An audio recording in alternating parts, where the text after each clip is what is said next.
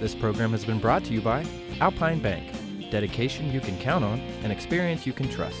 Alpine Bank, member FDIC. You're watching Durango TV News. I'm Wendy Graham-Settle.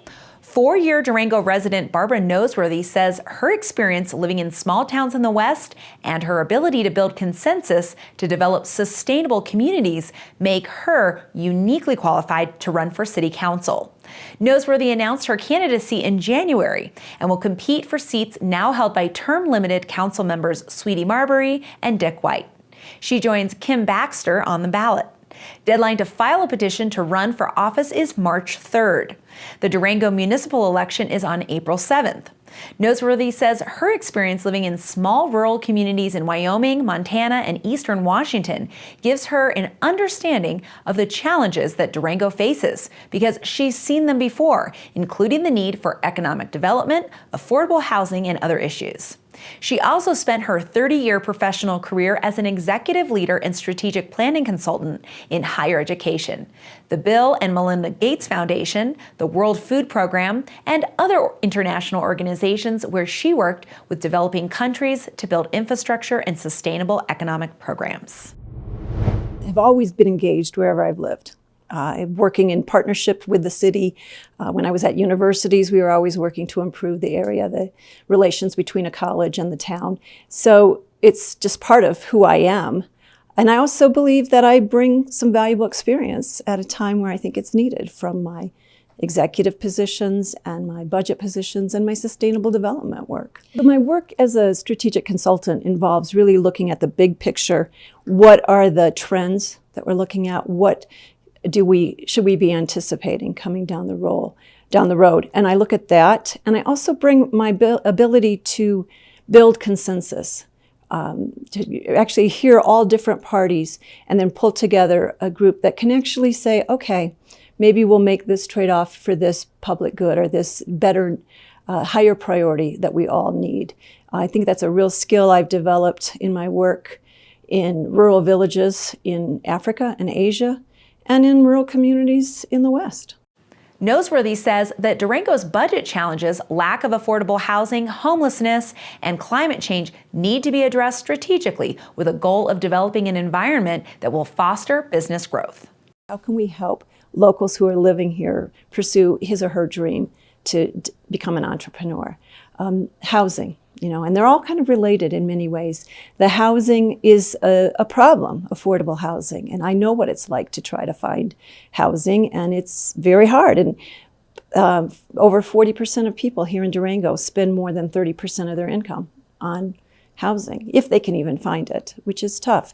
So the city has a plan. I'd like to look at how we can jumpstart that plan for building more long-term affordable housing, which is in partnership with the private sector. The homelessness issue is not going away, and I think we need to address it, city and county working together. I was up at Manna Soup Kitchen this morning talking with them about how do we solve this as a community and there's no silver bullet for homelessness. If there were, there wouldn't be a problem across the country. So I think it's going to be a variety of people and organizations, including the city and the county, working to address that. The last issue that I am concerned about is climate change, and particularly as it relates to four areas. Fire mitigation. I think we need to do a fair bit to protect the perimeter of Durango, because we know the summers are going to get hotter and drier, and we also know the winters have already become shorter. So fire mitigation, addressing diminishing water supply.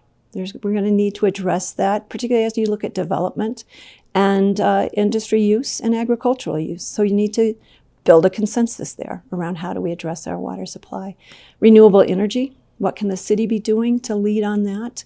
And then also the air we breathe. The methane cloud is, while we think of it as in the 4-region area, it impacts us here. So I think those are issues that I'm concerned with. And when I chat with people here in the community, they share those concerns. Noseworthy doesn't support the recent decision by the City Council to place another tax increase measure on the city ballot this April, and says more questions need to be answered before asking voters to raise taxes. How does our budget compare with other towns our size? And if it is larger, why is that? We have an airport, we have these things. How did we get in a situation where we don't have the funding right now to address the infrastructure? Is that declining sales?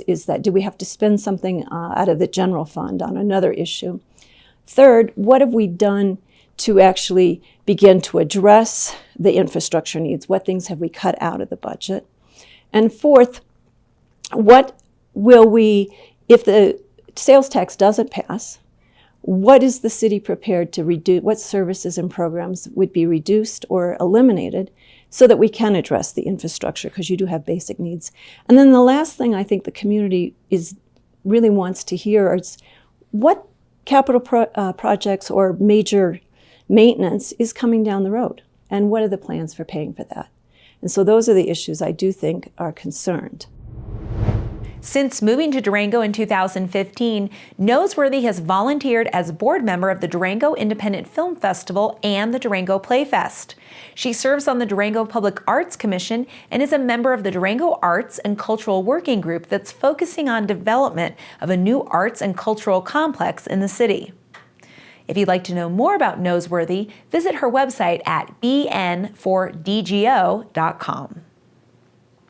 Thanks for watching this edition of Durango TV News. I'm Wendy Graham Settle.